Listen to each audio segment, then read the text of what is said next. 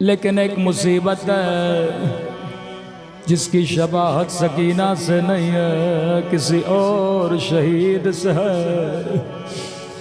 سنو گے وہ کون سی مصیبت ہے؟ مدینے میں سیدہ کی پسلیاں ٹوٹ گئے۔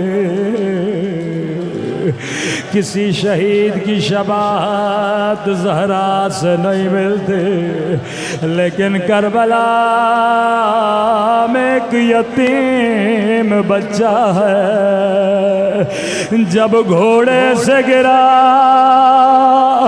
دائیں طرف کی پسلیاں بائیں طرف چلے گئے۔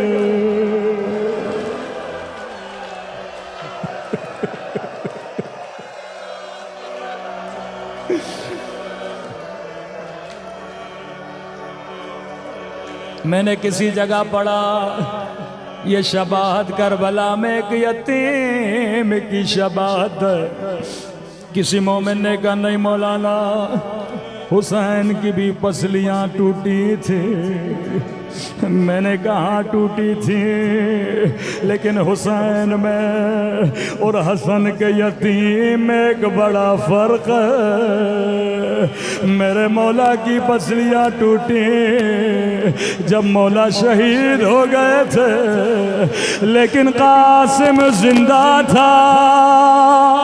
دائیں طرف کی پسلیاں بائیں طرف چلی گئے۔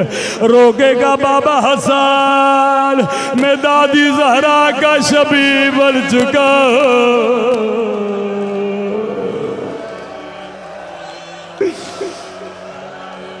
بابا ایک نگاہ یتیم پہ کرو،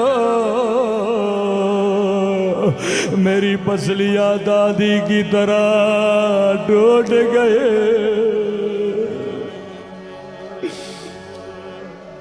شاید آپ کے ذہن میں سوال پیدا ہو، کسی اور شہید کی پسلیاں کیوں نہیں ٹوٹیں؟ مقتل کے جملے ہیں، جب حسین نے قاسم کو گھوڑے پہ بٹھایا، فرمایا بدن اتنا نحیف تھا، کہا عباس ذرا لے کر آ تاکہ جو تیر لگے رک جائے، جو نیزہ لگے رک جائے۔ عباس کہتے ہیں میں نے خیموں میں بڑا تلاش کیا، لیکن کوئی ذرا نہیں ملا جسے قاسم کے بدن پہ رکھا جائے۔ یہ وہ شہید ہے جو بغیر ذرا کے میدان میں گیا، جب نیزے لگے قاسم کے بدن کے ٹکڑے ٹکڑے ہو گئے۔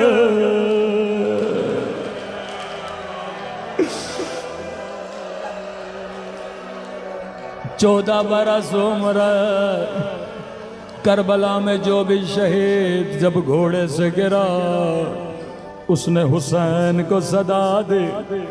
راوی کہتے ہیں قاسم اتنا چھوٹا تھا، جب گھوڑے سے گرا آواز دی اماں اماں اماں، میں گھوڑے سے گر گیا۔ حسین دوڑے دوڑے میدان میں پہنچے، کہیں قاسم کا لاشا نظر نہیں آیا۔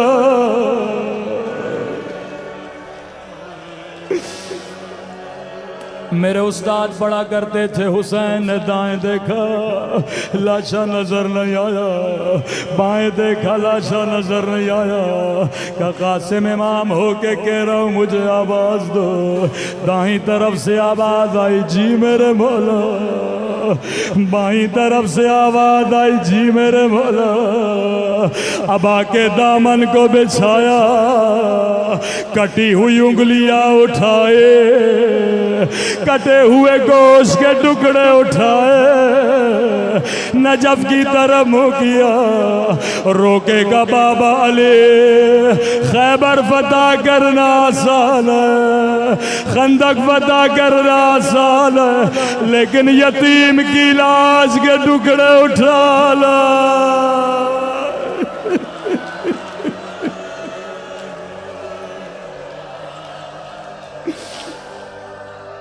بابا یتیم کی لاش